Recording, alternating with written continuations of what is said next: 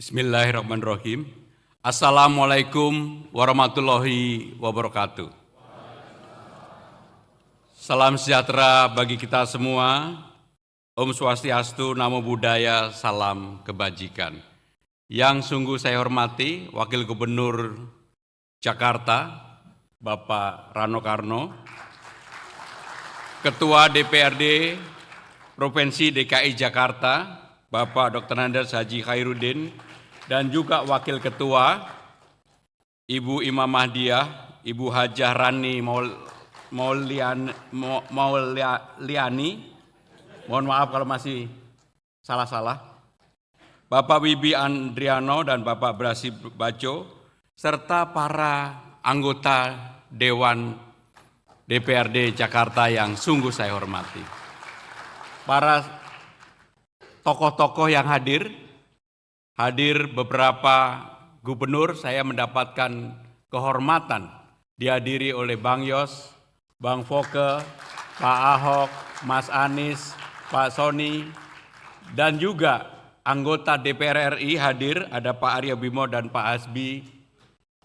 Bapak Ibu saudara-saudara sekalian juga hadir, Bapak Dailami Firdaus, dan yang paling penting juga hadir mewakili Bapak Menteri Dalam Negeri, yaitu Profesor Muklis Hamdi.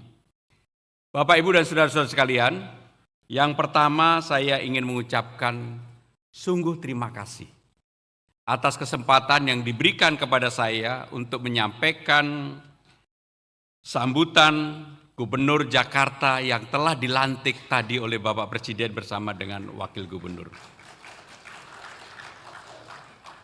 Bapak, Ibu, dan saudara-saudara sekalian, yang pertama puji syukur kehadirat Allah Subhanahu wa Ta'ala, Tuhan Yang Maha Esa, atas segala rahmat, ridho, dan inayahnya. Pada hari ini saya dan Bang Dul, Pak Rano Karno, diberikan kesempatan untuk menyampaikan sambutan Gubernur Daerah Khusus Ibu Kota Jakarta masa jabatan 2025-2030. Mengawali pidato ini, saya ingin mengucapkan sungguh-sungguh terima kasih yang mendalam dan mengharapkan kerjasama yang baik antara pemerintah Jakarta dengan DPRD Jakarta. Kalau Jakarta mau maju, maka kerjasama itu dilakukan dengan baik, dengan tulus, bersama-sama untuk memajukan Jakarta. Memimpin Jakarta bagi saya dan Bang Dul adalah sebuah amanah. Saya jujur tidak pernah membayangkan menjadi gubernur Jakarta. Bahkan ini pertama kali saya hadir di ruang ini. Masuk balai kota baru 2 kali. Walaupun menjadi pejabat sudah 25 tahun, tidak pernah terbayangkan dalam hidup saya untuk menjadi gubernur Jakarta. Saya berterima kasih kepada saudara-saudara sekalian yang memberikan kesempatan kepada saya untuk menyampaikan pidato ini. Saya akan menyampaikan dengan lugas apa-apa yang akan kami kerjakan, tentunya bersama-sama dengan saudara-saudara sekalian. Tidak mungkin dikerjakan sendiri oleh gubernur, wakil gubernur, atau pemerintah Jakarta, harus bersama-sama dengan DPRD Jakarta. Pimpinan dan para anggota Dewan yang terhormat, Jakarta pada saat ini memasuki tahapan fase baru. Undang-Undang Nomor 2 Tahun 2024 telah mengamanatkan, memutuskan bahwa Jakarta bukan ibu kota negara. Tetapi dipersyaratkan dalam salah satu pasal harus ada namanya perpres untuk pemindahan. Dan sampai hari ini kebetulan pada waktu era sebelumnya saya ikut mempersiapkan dan sampai hari ini belum ditandatangani. Dan kemarin Bapak Menteri Dalam Negeri termasuk Bapak Presiden menyatakan bahwa Jakarta masih menjadi ibu kota negara. Maka dalam pembahasan ataupun dalam acara-acara masih menggunakan daerah khusus ibu kota. Karena terminologinya adalah yang seperti itu. Sudah saatnya pada saat ini Jakarta sebagai kota global sesuai dengan diatur dalam undang-undang tersebut tidak lagi bersaing di dalam negeri. Harus menjadi kota global. Persaingannya harus dengan kota-kota global dunia. New York nomor 1, Singapura nomor 7, Bangkok nomor 42, Kuala Lumpur nomor 70, Manila nomor 72, Jakarta nomor 74, di atasnya Jakarta di ASEAN ada yang namanya Hanoi, Kamboja dan macam-macam.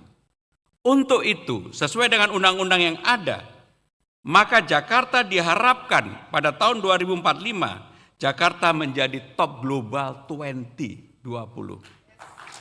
Untuk itu harus ada kerja bersama-sama dari kita semua.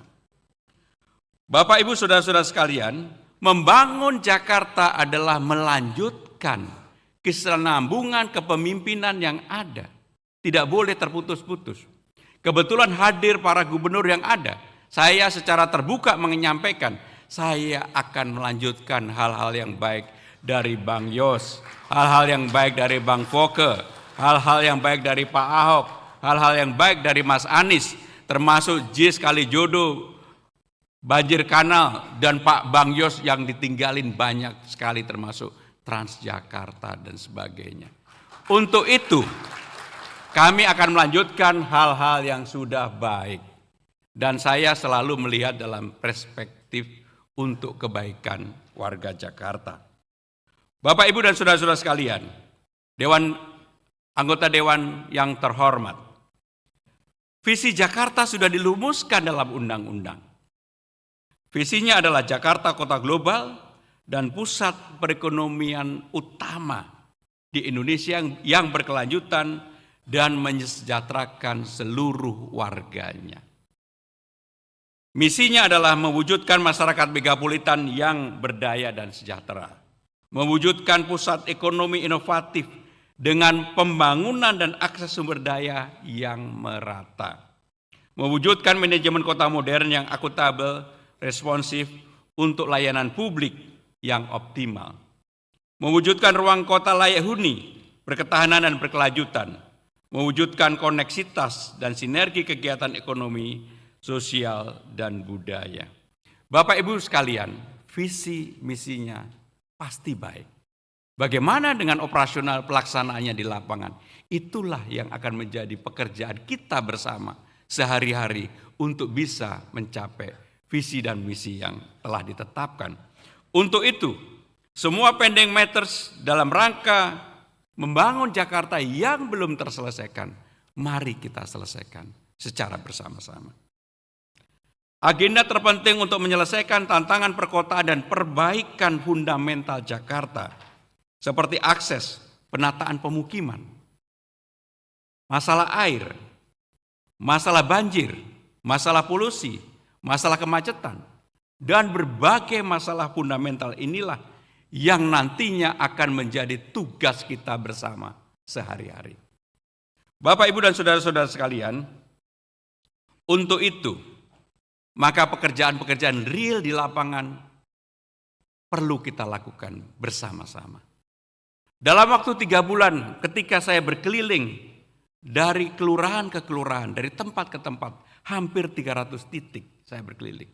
Saya menemukan banyak hal dan itulah yang nantinya saya mengharapkan dukungan dari Bapak Ibu sekalian untuk kita kerjakan dalam 100 hari pemerintahan saya. Ada 40 program utama yang telah disinergikan oleh tim transisi yang saya bentuk dengan Bang Dul bersama dengan pemerintah Jakarta. Bapak Ibu sekalian, 100 hari pertama kepemimpinan saya dan Bang Dul. Yang pertama adalah menyempurnakan layanan dasar pendidikan. KJP, Kartu Jakarta Pintar, KJMU, dan berbagai hal. Persoalan di lapangan tentunya sungguh sangat memprihatinkan.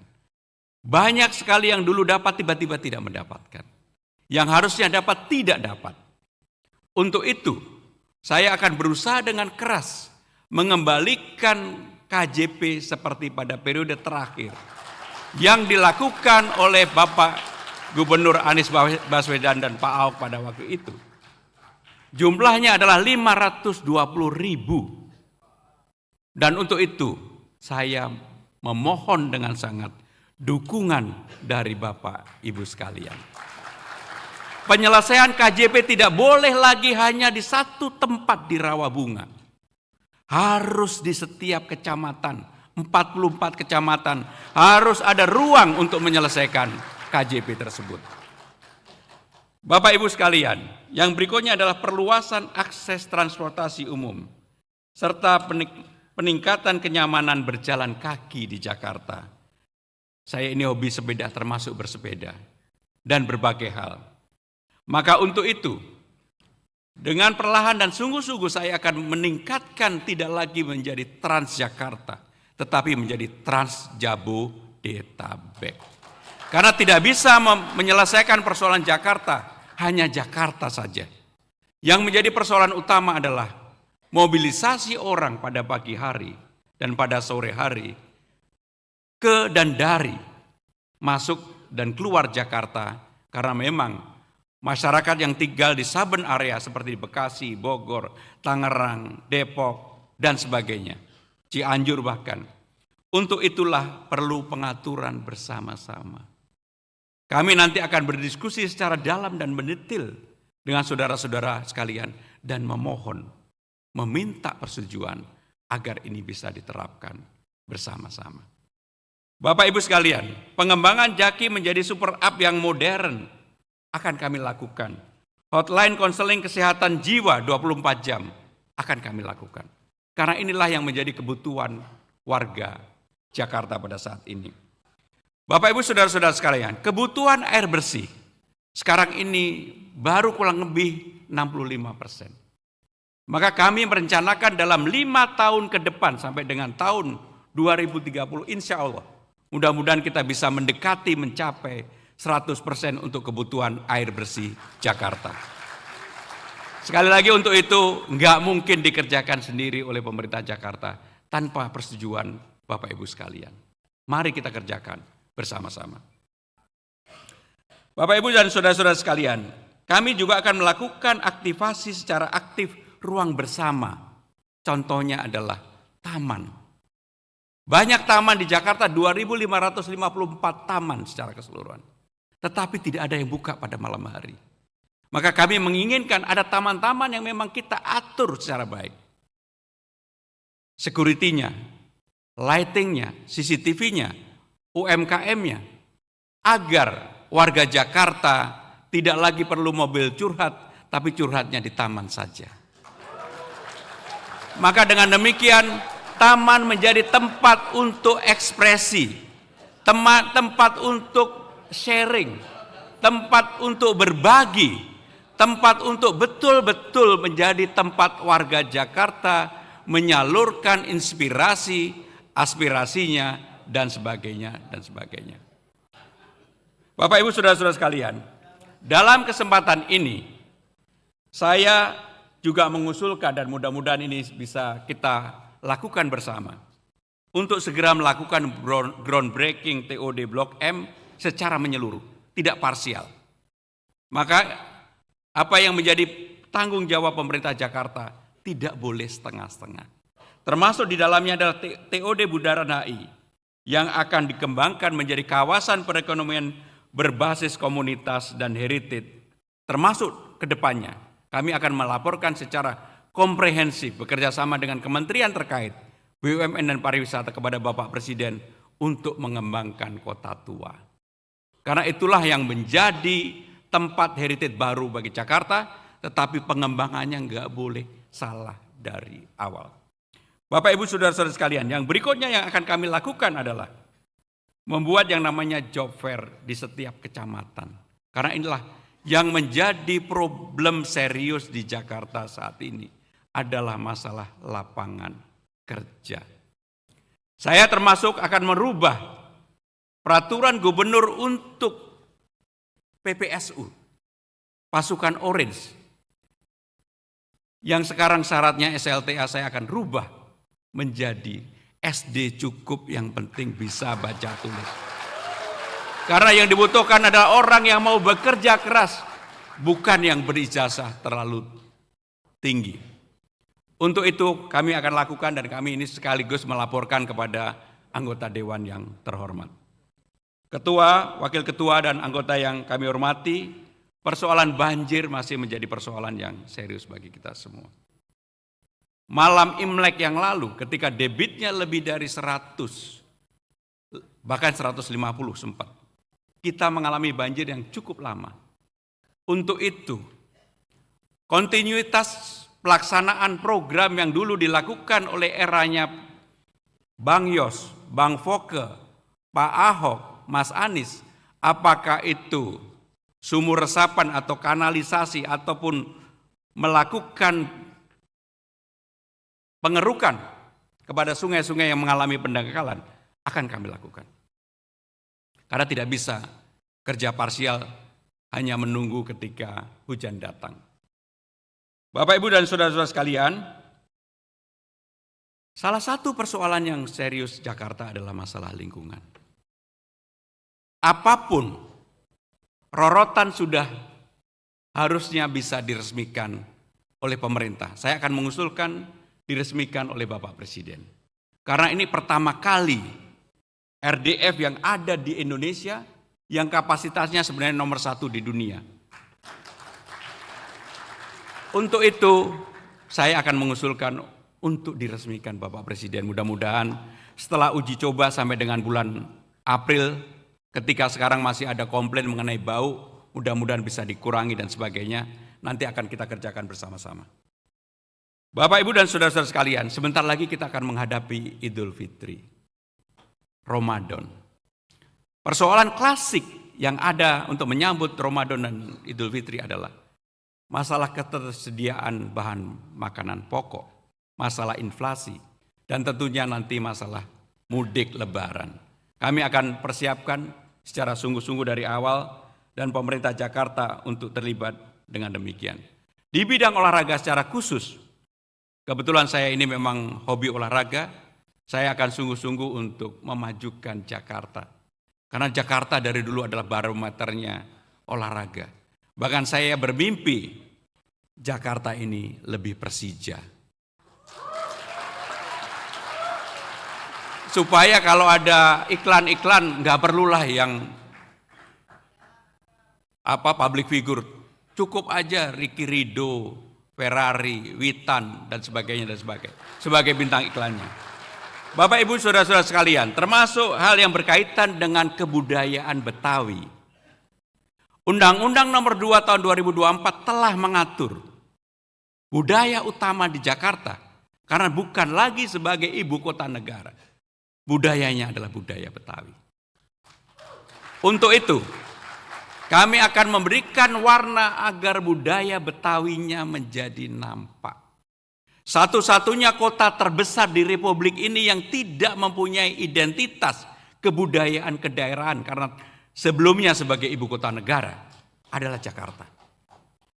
Pintu gerbangnya nanti kita lombakan membatasi antar kecamatan, antar kota dengan ornamen Betawi. Bahkan seperti tadi ketika saya datang ke balai kota pertama kali, palang pintu.